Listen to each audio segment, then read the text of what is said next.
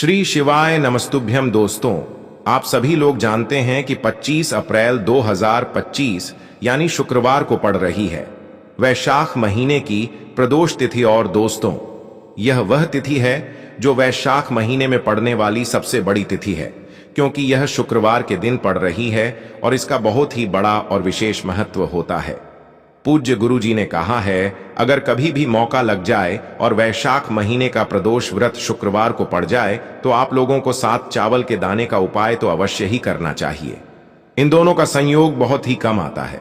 और दोस्तों, पूज्य गुरु जी ने अपनी शिव महापुराण की कथा में बताया है, इस दिन आपको 7 चावल दाने वाला उपाय तो अवश्य ही करना चाहिए, क्योंकि ऐसा दिन पूरे साल में सिर्फ एक ही बार आता है। और दोस्तों, आप सभी लोग जानते हो कि शुक्रवार प्रदोष व्रत का अगर सबसे बड़ा कोई उपाय है तो वह 7 चावल के दाने वाला उपाय है। तो दोस्तों, इस शुक्रवार के दिन आप लोगों को इस 7 चावल दाने वाले उपाय को जरूर करना है। बहुत सारे लोग होंगे जिन लोगों ने इस उपाय को ना किया हो, मतलब पूरा साल निकल गया और उन्होंने किसी भी दिन इस 7 चावल दाने वाले उपाय को ना किया हो। पर दोस्तों, आपके पास एक आखिरी मौका बचा हुआ है, जो कि 25 अप्रैल के दिन है। तो इस दिन आप लोगों को इस वाले उपाय को जरूर कर लेना है। भले ही आपने पूरे साल भर इस उपाय को ना किया हो, पर अगर आपने इस वैशाख महीने के प्रदोष व्रत के दिन अगर इस वाले उपाय को कर लिया तो आपको इस उपाय को करने का वह फल मिलेगा जिसकी आपने कभी कल्पना भी नहीं करी होगी। इसीलिए आप लोग इस वाले उपाय को एक बार जरूर कर लेना, ताकि आप लोगों के हाथ से यह मौका न जा सके और आपको इस उपाय को करने का फल मिल सके। दोस्तों, यह उपाय पंडित जी ने अपनी अभी की ही शिव महापुराण की कथा में बताया है, जिस उपाय को आज हम आपको बहुत अच्छे से समझाने वाले हैं। इस वीडियो को देखने के बाद इस उपाय को समझने के लिए आपको कोई और वीडियो को देखने की जरूरत नहीं पड़ेगी। तो चलिए दोस्तों, उपाय को शुरू करते हैं। देखिए, यह इस वैशाख महीने के प्रदोष व्रत के दिन यह इतना खास होता है, इतना महत्वपूर्ण होता है। देखा गया है कभी कभी बड़े बड़े पूजा पाठ अनुष्ठान से जो मनोकामना पूर्ण नहीं होते, वह इस वैशाख महीने के प्रदोष व्रत के दिन एक छोटे से उपाय करने से ही आपकी मनोकामना पूर्ण हो जाती है। और बहुत सारे लोगों ने इस उपाय को किया भी है और उनको इस उपाय को करने का फल भी जरूर मिला है। अगर आप लोग भी इस उपाय को शुक्रवार प्रदोष व्रत के दिन करना चाहते हैं तो आप इस उपाय को पहले अच्छे से समझ लेना, सुन लेना, उसके बाद करना। आपको इस उपाय का फल जरूर मिलेगा और इस उपाय को कर लेने से आपके घर में चाहे किसी भी प्रकार की दुख और समस्या क्यों ना चल रही हो, आपको उसका कारण भी नहीं पता है कि भाई यह समस्या किस कारण से चल रही है, उसका कुछ भी कारण हो सकता है। जैसे पितृदोष हो सकता है या किसी भी तरह का मंगल दोष भी हो सकता है। तो इस दिन आप लोगों को यह वाला उपाय कर लेना है। यह एक ऐसा उपाय है जिस उपाय को अगर किसी विशेष दिन पर किया जाए तो भाई उस विशेष दिन का जो है वह तो हमें मिलता ही मिलता है। पर हमने उस दिन पर इस उपाय को किया है तो हमें उससे भी बड़ा फल मिलता है, और फल बहुत जल्दी मिलता है, क्योंकि आप इस उपाय को बहुत ही बड़े और विशेष दिन पर कर रहे हो। तो चलिए अब उपाय के बारे में बात करते हैं, लेकिन उससे पहले आप लोगों को यह जानना आवश्यक है कि आखिर यह उपाय किस समय करना है, किसको करना है और कैसे करना है। तो चलिए हम आगे आपको वीडियो में एक एक करके बता देते हैं। लेकिन उससे पहले अगर आप लोग हमारे चैनल पर नए हैं तो हमारे चैनल को सब्सक्राइब कर लेना और इस वीडियो को लाइक करके कमेंट बॉक्स में श्री शिवाय नमस्तुभ्यम ओम नमः शिवाय जरूर टाइप कर देना। और अपने फायदे के लिए, गरीबी दूर करने के लिए इस वीडियो को पूरा देख कर जाना, तभी आपको लाभ की प्राप्ति होगी। यदि आज आपने वीडियो को बीच बीच में से देखा, काट काट कर देखा, तो आपको जीवन में कभी सफलता हासिल भी नहीं होगी। तो दोस्तों, इस 7 चावल के दाने वाले उपाय को हमें इस प्रदोष व्रत के दिन कैसे करना है, किसको करना है, किस समय करना है और कहां पर करना है, ये सारे सवालों के जवाब आपको इस वीडियो में मिल जाएंगे। और जो ये वीडियो देखेगा भाई, उसको 7 चावल के दाने वाला उपाय जरूर करना चाहिए, क्योंकि इस दिन एक चावल के दाने का भी बहुत ही बड़ा और विशेष महत्व होता है। और जब बात आ जाए 7 चावल के दाने की, तो यह सोने पर सुहागा वाली बात हो जाती है और यह एक बहुत ही बड़ा उपाय हो जाता है। इस शुक्रवार प्रदोष व्रत का। अब हम समझते हैं इस वाले उपाय को हमें करना किस समय है। इस 7 चावल दाने वाले उपाय को हमें वैशाख महीने के प्रदोष व्रत के दिन करना किस समय है। तो देखिए, इस उपाय को करने का जो समय है वह सुबह का समय है और शाम का समय भी है। अब देखिए, यहां पर हम मुख्य रूप से सुबह का समय नहीं बोलेंगे, क्योंकि 25 अप्रैल शुक्रवार प्रदोष व्रत का दिन है और इस दिन प्रदोष काल के समय का बहुत महत्व होता है। बाकी अगर सुबह के समय भी करेंगे तो भी अच्छा होगा, उसमें कोई भी दिक्कत वाली बात नहीं है। तो चलिए जानते हैं इस विशेष उपाय के बारे में। लेकिन उससे पहले एक प्रार्थना, अगर आप इस चैनल पर नए हैं तो आप इस वीडियो को लाइक करें, चैनल को सब्सक्राइब करें और कमेंट बॉक्स में आप अपनी राशि या अपना नाम जरूर डाल दें, क्योंकि हम राशि से जुड़ा भाग्य भी बताते हैं और भाग्य में चल रही परेशानियों को दूर करने के लिए वह आसान से आसान उपाय भी बताते हैं। तो चलिए अब हम अपने सबसे पहले उपाय की बात कर लेते हैं। उपाय के लिए आपको 2 दीपक लेने होंगे। दोनों ही दीपक आप मिट्टी के भी ले सकते हैं और दोनों ही दीपक आप शुद्ध आटा मढ़कर उनके भी तैयार कर सकते हैं। अब दोस्तों, दोनों ही दीपक के अंदर आपको शुद्ध घी का प्रयोग करना होगा और एक दीपक के अंदर आपको गोल रुई की बाती का प्रयोग करना होगा और एक दीपक के अंदर आपको लंबी बाती का प्रयोग करना होगा। लंबी बाती वाले दीपक के अंदर आप मौली वाला जो धागा आता है कलावा का, उसकी बाती का प्रयोग भी आप लंबी बाती वाले दीपक के अंदर कर सकते हैं। देखिए, 2 दीपक वाला यह चमत्कारी उपाय केवल शुक्रवार की रात्रि में ही किया जाता है, इसीलिए आपको इस उपाय को बहुत ही ध्यान से समझना। इसी के साथ में आपको एक चुटकी काले तिल के दाने लेना है और इसी के साथ में आपको मात्र 1 चुटकी हल्दी भी लेनी होगी। अब दोस्तों, यह सभी सामग्री लेकर के आपको रात्रि के समय पहुंच जाना है। अपने घर में जहां कहीं भी तुलसी जी का पौधा, तुलसी माता का निवास स्थान है, वहां पर देखिए दोस्तों, सबसे पहले तो आपके पास जो एक गोल बाती का दीपक है उसे आपको तुलसी जी के वहां पर प्रज्वलित करना है। दीपक को प्रज्वलित करते समय आपको ओम नमो भगवते वासुदेवाय इस मंत्र का 7 बार जाप कर लेना है। अब देखिए दोस्तों, आप जो एक चुटकी काले तिल के दाने लेकर के आए हैं उन्हें आपको अपने सीधे हाथ में रखना है और जो आपने गोल बाती वाला दीपक प्रज्वलित किया है माता तुलसी जी के वहां पर, उसके ऊपर से आपको इन 1 चुटकी काले तिल को घड़ी की दिशा में घुमाना है। आपको अपना नाम और अपनी गोत्र को बोल देना है और फिर आपको इन काले तिल को उस जलते हुए दीपक के अंदर डाल देने हैं। देखिए, काले तिल भगवान विष्णु के पसीने से उत्पन्न हुए हैं और जब भी हम यह दीपक की रात्रि में प्रज्वलित करते हैं तो इससे हमें हमारे कर्ज में राहत मिलती है, हमारे जीवन में धन प्राप्ति के नए नए मार्ग खुलते हैं, हमारा अगर कोई भी कार्य रुका हुआ है तो वह भी परिपूर्ण होता है। देखिए, गोलबाती का जो दीपक है विशेषकर हम माता तुलसी के वहां पर भगवान विष्णु और माता लक्ष्मी के निमित्त प्रज्वलित कर रहे हैं। इस प्रकार से आपको यह दीपक प्रज्वलित कर देना है। अब जो आपके पास लंबी बाती का दीपक है, 1 चुटकी हल्दी है, तो इससे आपको लेकर के पहुंचना है अपने घर के मंदिर में। आपके घर के मंदिर में माता लक्ष्मी की जो भी प्रतिमा की मूर्ति है उनके सामने सबसे पहले तो आपको यह लंबी बाती का दीपक रखना है। फिर आपको दीपक को प्रज्वलित कर देना है। दीपक को प्रज्वलित करते समय आपको ओम महालक्ष्मी नमः इस मंत्र का जाप करते रहना है। अब दोस्तों, आपके पास जो 1 चुटकी हल्दी है उसे आपको अपने सीधे हाथ में रखना है और इस 1 चुटकी हल्दी को आपको उस दीपक के ऊपर से 11 बार घड़ी की दिशा में घुमाना है और आपको ओम महालक्ष्मी नमः मंत्र का जाप करते रहना है और इस 1 चुटकी हल्दी को आपको उसे दीपक के अंदर डाल देना है। देखिए, 1 चुटकी हल्दी वाला जो दीपक है आपके जीवन से दुर्भाग्य को समाप्त करता है, माता लक्ष्मी की आपको कृपा प्राप्त करवाएगा, धन प्राप्ति के आपके जीवन में नए नए मार्ग बनाएगा। देखो, अगला उपाय है वह भी बहुत ज्यादा खास है। तीनों उपाय को आप जरूर सुनना, क्योंकि जो आपको अच्छा लगे वह उपाय आप कर सकते हैं। देखिए, इस उपाय के लिए आपको 2 हरी इलायची लेनी होगी।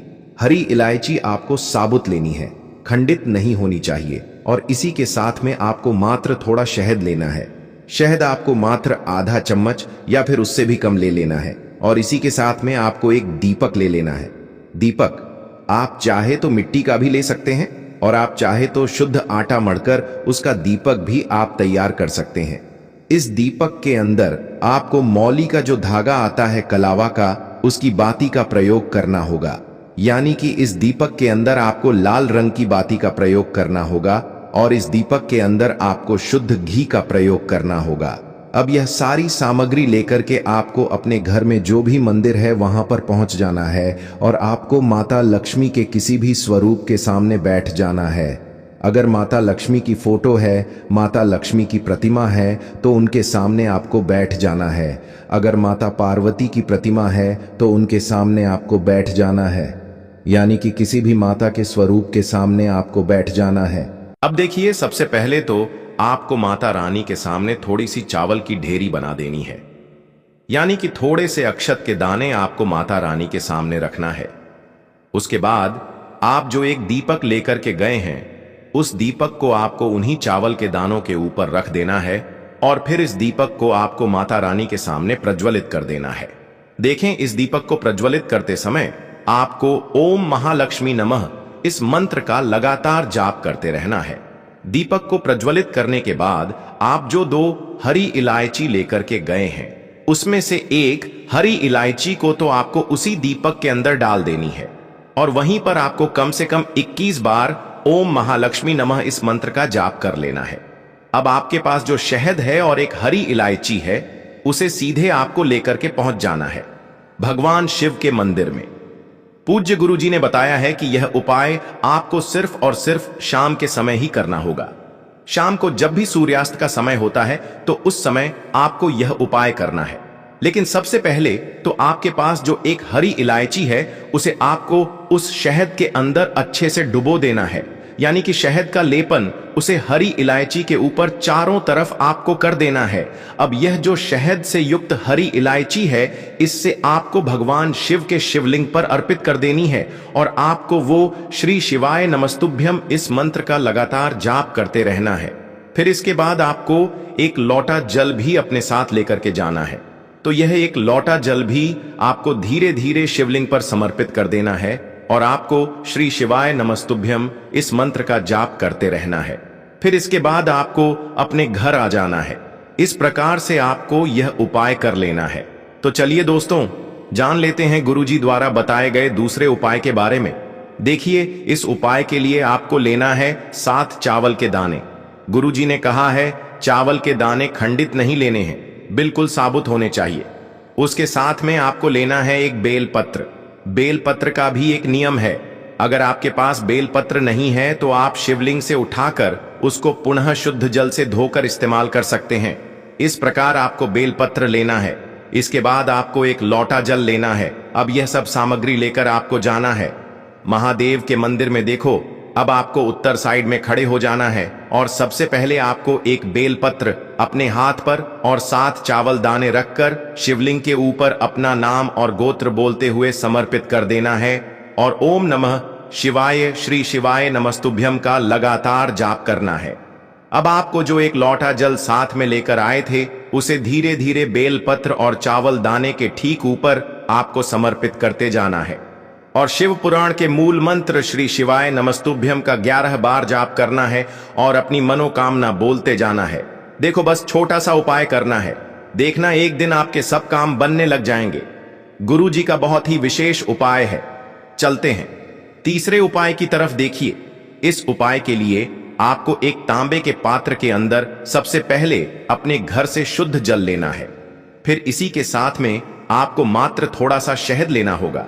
शहद आपको आधा चम्मच या फिर उससे भी कम लेना है और इसी के साथ में आपको एक प्यारी सी बेलपत्र ले लेनी है। बेलपत्र यदि आपको नहीं मिल पाती है तो भगवान शिव के शिवलिंग पर चढ़ी हुई बेलपत्रों को आप पूर्ण शुद्ध जल से धो करके उपयोग कर सकते हैं और बेलपत्र जो है वह कहीं से भी कटी फटी खंडित नहीं होनी चाहिए। अब यह तीनों सामग्री लेकर के सीधे आपको पहुंच जाना होगा भगवान शिव के मंदिर में। यह उपाय सुबह से लेकर के शाम तक किसी भी समय कर सकते हैं। देखिए, सबसे पहले तो आपके पास जो शहद है उससे आपको अपने सीधे हाथ की चिट्ठी उंगली के जो पास वाली उंगली होती है, अनामिका उंगली, उसमें थोड़ा सा शहद आपको लेना है और इससे फिर आपको शिवलिंग पर, जहां माता अशोक सुंदरी का स्थान होता है, वहां पर आपको ओम का निर्माण करना है। लेकिन जलाधारी के बिल्कुल बीच में जो स्थान होता है उसे माता अशोक सुंदरी का स्थान कहते हैं और इसी स्थान पर आपको शहद से ओम का निर्माण करना है।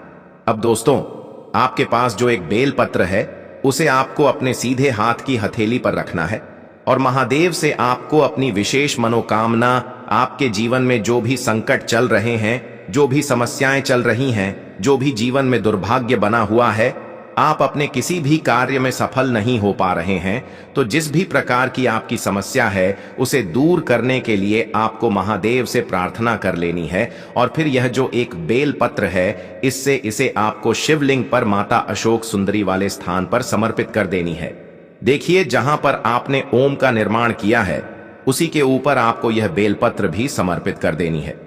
देखिए, बेलपत्र की चिकनी साइड का हिस्सा शिवलिंग से स्पर्श होगा और इसकी जो डंडी है वह आपको जलाधारी की ओर रखनी है। बड़ी पत्ती वाला भाग शिवलिंग की तरफ रहेगा। इसी प्रकार से आपको यह बेलपत्र समर्पित कर देनी है। अब दोस्तों, आपके पास जो एक जल का पात्र है उसमें से थोड़ा सा जल तो आपको बेलपत्र की जो आगे वाली पत्ती है उस पर आपको समर्पित करना है और आपको श्री शिवाय नमस्तुभ्यम इस मंत्र का जाप कर लेना है। फिर उस पात्र के अंदर जो जल बचेगा उसे पूरा आपको भगवान शिव के शिवलिंग पर धीरे धीरे समर्पित करते जाना है और लगातार आपको शिव महापुराण के मूल मंत्र श्री शिवाय नमस्तुभ्यम इस मंत्र का जाप करते रहना है। गुरु जी ने कहा है कि जल आपको इतने धीरे धीरे समर्पित करना है कि जल समर्पित करते हुए आप कम से कम 11 बार श्री शिवाय नमस्तुभ्यम या फिर ओम नमः शिवाय इस मंत्र का जाप कर सकें।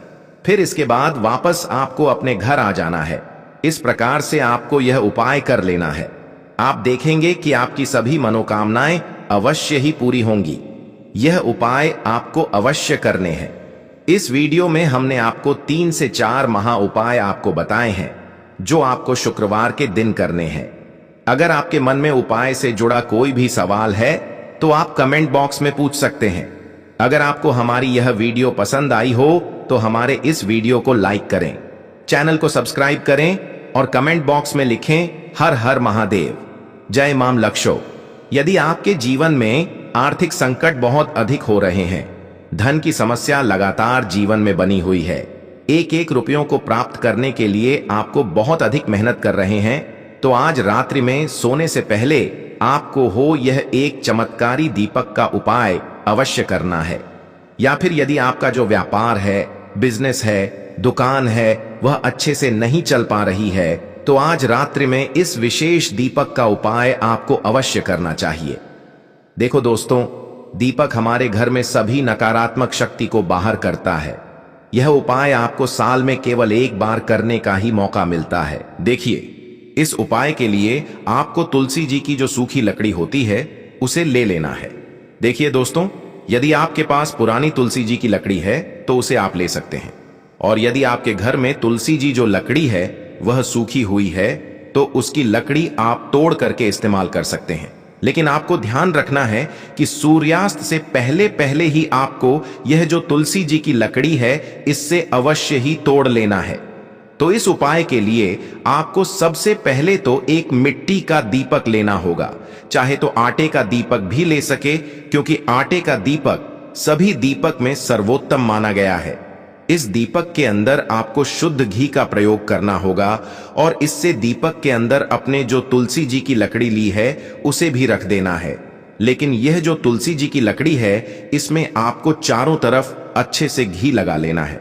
देखिए, गुरु जी ने बताया है कि जो तुलसी जी की लकड़ी है यदि आप उपाय करते हैं और बहुत ही शीघ्रता से जल जाती है तो इसके लिए आपको एक कार्य करना है।